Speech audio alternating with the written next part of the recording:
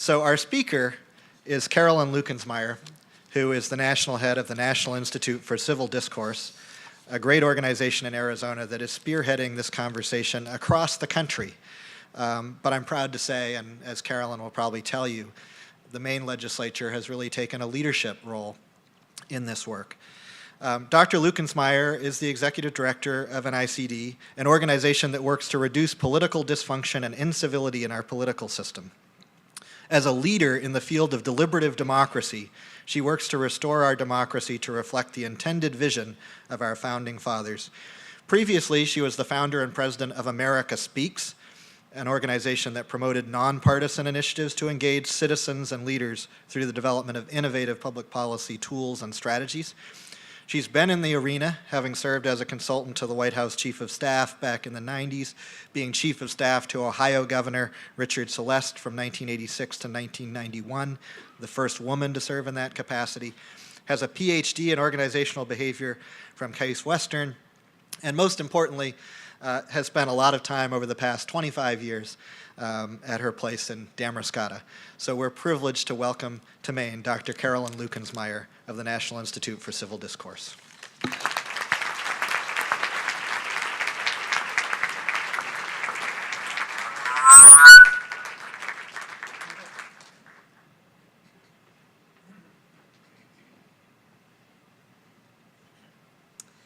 Thank you very much, Yellow. I'm indeed honored to be here. I'd say similar to some of the earlier speakers, when I got this call, it was a slam dunk. I'm also going to acknowledge that I, as a leader, and my organization have a reputation, as Yellow acknowledged a little bit ago, for squeezing in as much as you can. This is my first experience of being the last squeeze-in of the day. We'll see what I learned from that.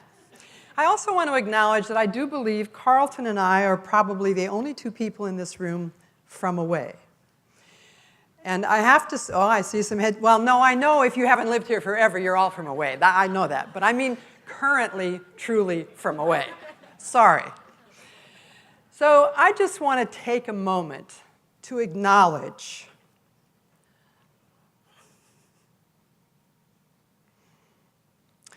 what an amazing day this has been. Listen to your stories. Look at the people and the organizations that have gotten the award. We're living in our country, and I apologize for the passion, but that's what it is passion. Crying only means you really care about what you're talking about or what you're experiencing. We're living in a country today in which the national narrative, by virtue of our 24/7 media, and by virtue way too often of our national leaders, both public sector and private sector, feed us a constant set of information that is negative and tears down our sense of who we are as a people and of who we are as a nation. You've been here for 5 hours. You have heard there's a whole different narrative in the United States of America. It is the community-based narrative. And literally every day, every week, every month, communities across this nation are facing the things that have divided, the things that have undermined the quality of life in their communities.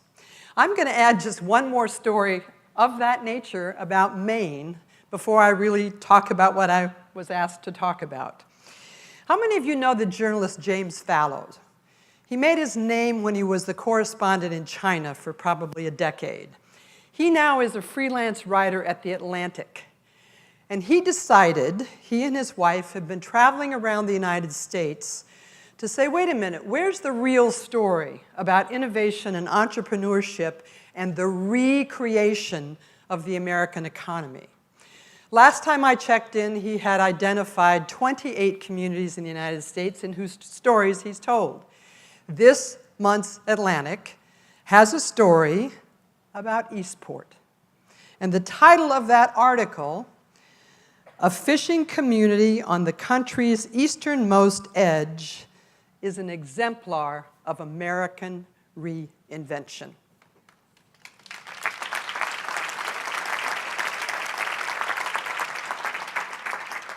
I lived the last 25 years of my life in Washington, D.C.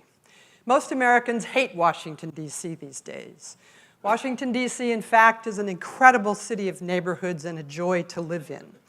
But my life in those 25 years has been very tied up in national politics and government. Truly, tone and toxicity, tough places to live and work. And I know you already said this, but people all across the country often ask me informally, well, how do you keep so much an optimist, which you clearly are, working and living in that environment? One of the things I say is I was born that way, and I had wonderful parents who taught me that it's better to do than to moan. But another thing I always say, one of the smartest decisions I ever made in my life, this is a little bit embarrassing, but not too bad, was to buy a piece of property on the Damariscotta River in my mid-30s.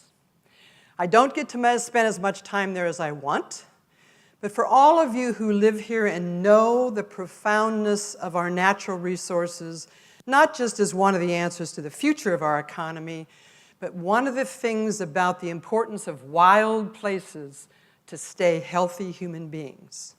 I come here to recover my mind, body, and spirit, but the truth of the matter is, like you know, think of a favorite place of your own in nature. It doesn't matter how many weeks or months I haven't been in Maine. All I have to do is sit for a few minutes and see those woods, that river, and it is easy to get up and go again the next day. The other thing that keeps me very, very easily staying on the side of hope and optimism is spending time with real people in real communities who are doing the same kinds of outstanding things that you have been hearing about all day today. It is also true that there is a dark side to our story right now in the United States of America. Part of it is an economic dislocation, a lot brought about by technology and by global competitiveness. But it is equally an issue, we've been through this in cycles of our history before, but is equally about, this is a bit of a cartoon about it, but in fact, I think it's possible to say accurately that civility is on life support in this country. One of our board members, Mickey Edwards, a former Republican member of Congress from the state of Oklahoma, recently said as we rolled out our civility campaign, it's taken decades to get to the place that we now are in terms of incivility has become the norm. And this presidential campaign, starting an ugly number of months ago, has actually legitimated that it's okay to be incivil in your speech. And how many times at rallies have we watched incivility in our language actually turn into physical violence that then has been approved of and even egged on by leaders? Closest to my home, I'll tell you the worst story that I can say about a Supreme Court justice when we work in Ohio gave our keynote speech, and she started it by saying and repeating very, very profoundly, our children are watching. Shortly after the first pronouncement about we should keep Muslims out of our country for whatever period of time it takes, in an elementary school in Fairfax County, and some of you who know the geography around Washington know, Fairfax County has one of the best education systems in the country and has a very diverse population.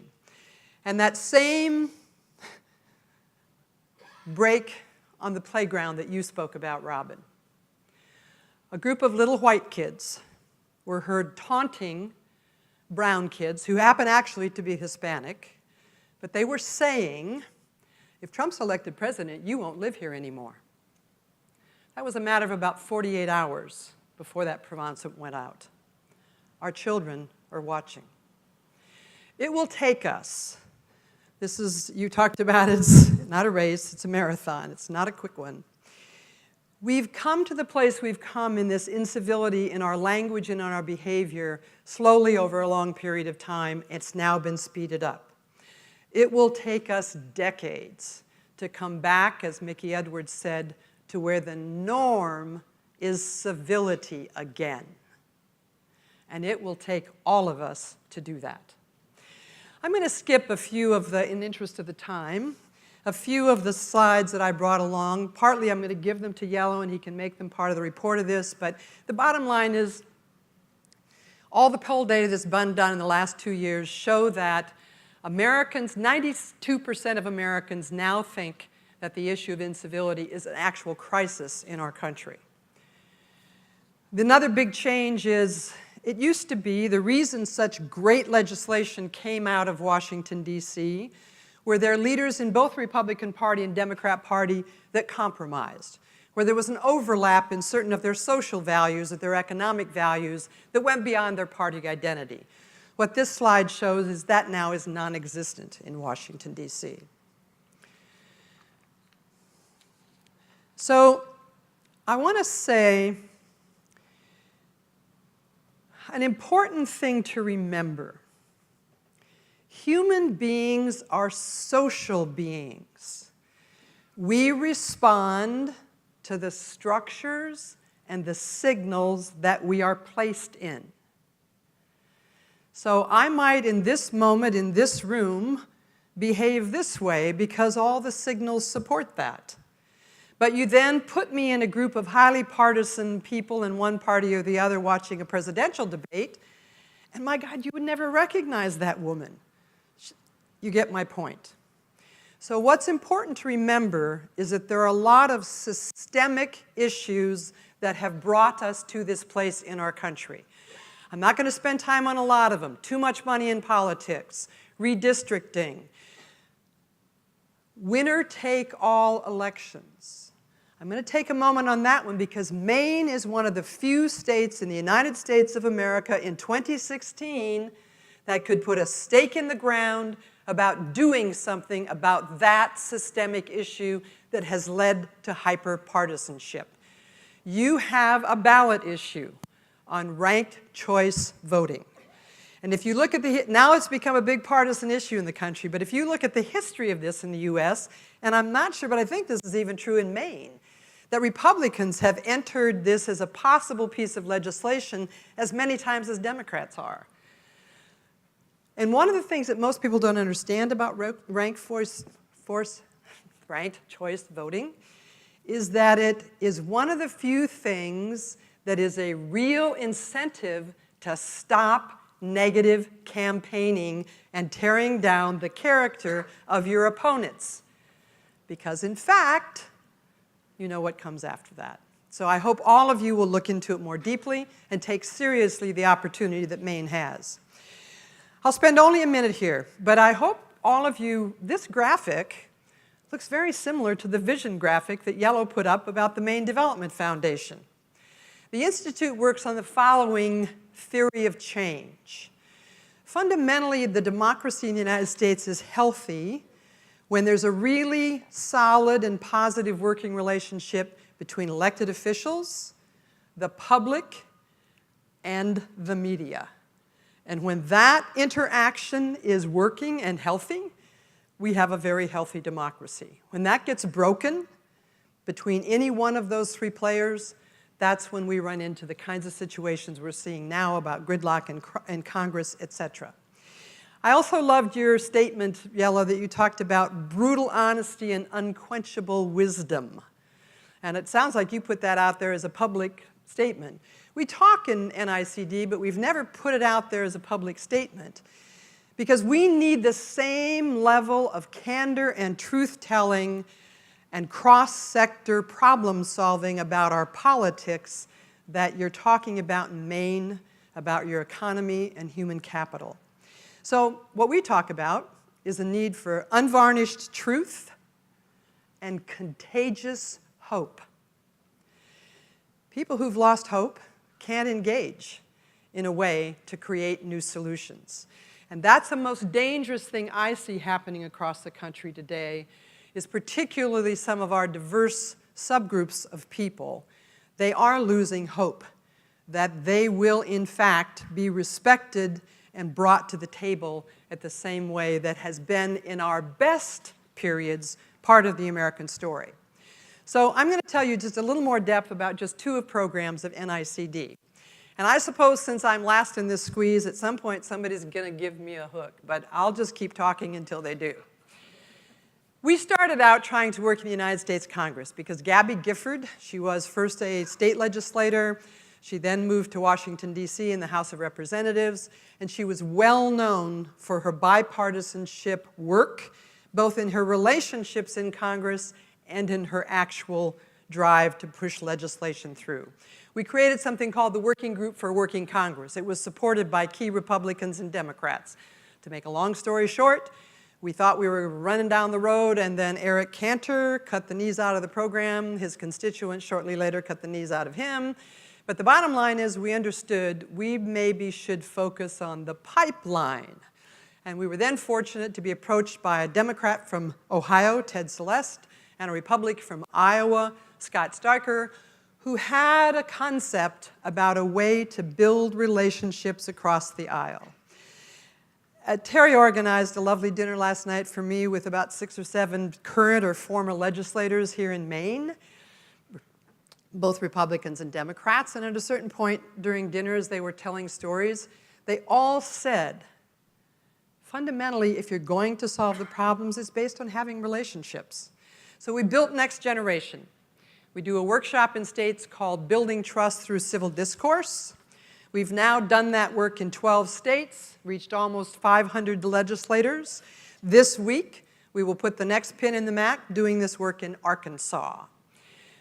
One of the things that you should know is that we quickly understood that every cycle in Congress, the majority of new members of the US Congress come straight from state legislatures.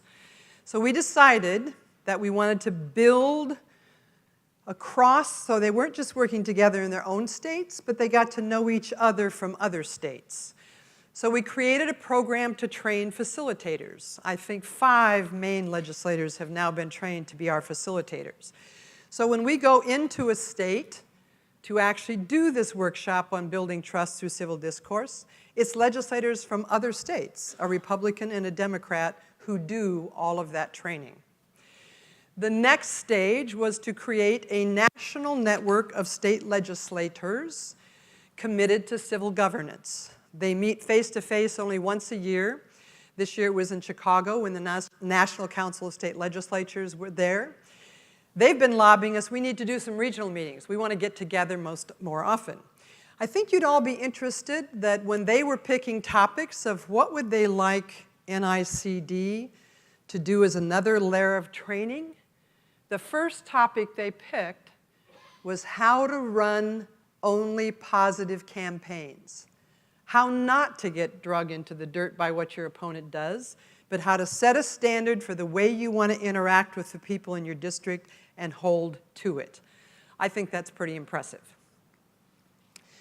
So our national co-chairs are a Democrat from Ohio named Stephanie Howes and your own Matt Poulier, who would be here today, except I think he's on a plane coming back from Paris, if I've got London. Okay. So in Chicago, we gave Stephanie and Matt an award that we give every year to 2 legislators, a Democrat and a Republican, to acknowledge the extraordinary work that they've done to forward what we hope will become a movement in the country of state legislators who are committed to the principles and practice of civil discourse and will become a critical mass when they begin to move in to the U.S. Congress.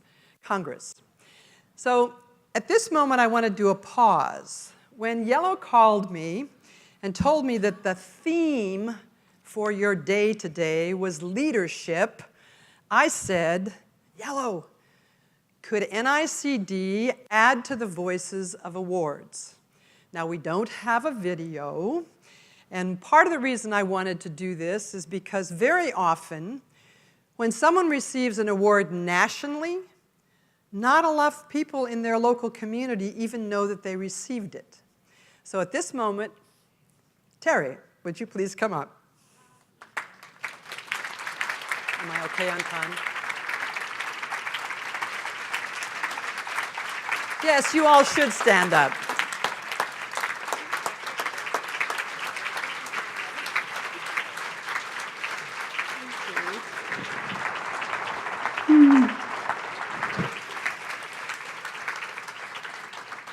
Terry is a local and a national treasure in terms of work on civility.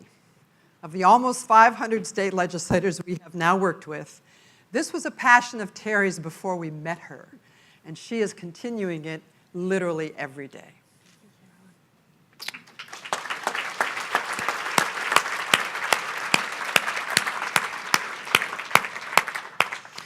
One more thing I want to say about our state legislature program, Next Generations. Because of the background I come from, what I know is eventually, if you don't change the structure, the behavior slips away. So our intention in Next Generation has always been to work to get this work embedded into the legislature and into the state.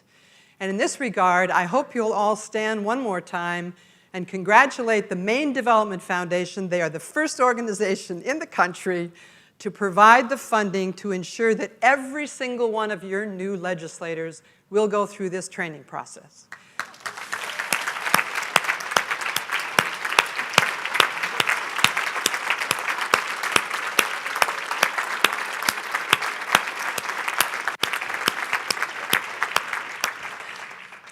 Now, whatever amount of time I still have left before I get the hook, I want to talk to you about only one more initiative of the Institute. Some months ago, I write a blog, not as often as I should, but early in January, February, March, they started to increase. Every time I wrote one, I got a lot of emails from people around the country, really in tremendous angst about, at that point, the primary campaigns in the United States. Words that we heard often were disgusted. The one that really kind of stood me on my feet when I saw it the first time was ashamed. What a word to have to use about your own nation's public leadership campaigns. So we kind of put our heads together and we said, what can NIC do about this? And then what I knew at the moment was no matter what we did, we were not going to be a drop in the bucket about changing the overall tone and toxicity of this presidential campaign. That one's in the books already. It will and has already gone down as the most uncivil debate that has happened in modern political history, or campaign, I should have said. But here's why we decided we were going to act. Our first focus was on citizens. You all know this from your own lives. When something is really disturbing you, when it's on the negative end of the emotional continuum that we all live in, if you do not feel able to take an action, you internalize that feeling. And in the worst cases, it becomes depression. And there's a lot of other symptoms that come from that kind of internalizing something you know and feel is wrong, but you feel you cannot do anything about it. A political scientist would use the language agency. That if you feel you can take an action, you in fact maintain your psychological equilibrium, and even if you don't affect an immediate change, you know you've tried. So that was our intention with what we started with citizens. We call it a Revive Civility campaign, and as you acknowledge, Carlton, we really know this has to be a long haul. The day we launched it, with our board, with our team, with our media consultants, we said, this is at minimum got to be a 10-year initiative. So about that same time, I got an informal call from the co-chairs of the Commission on Presidential Debates, who were extremely concerned that the general election debates would devolve into the same mudslinging, name-calling, body, whatever you want to remember about it, and said, we looked at you, how you were created, who your board is. We think now we're almost all old enough in this new room to remember this, because this is literally what they said to me. We think you guys could be the good housekeeping seal of approval. And originally, I think, now these are my words, none of theirs, that they were actually thinking we would put out these standards and they would endorse them.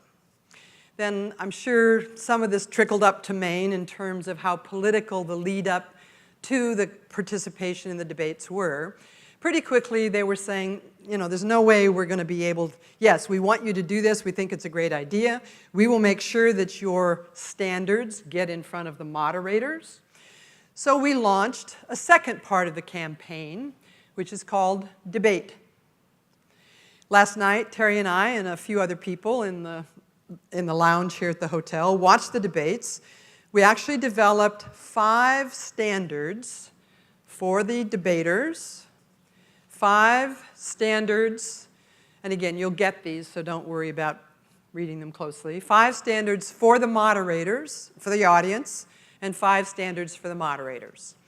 And our research director, Rob Boatwright, actually created a little scorecard that you could watch the debate and track how are each of the 3 groups doing.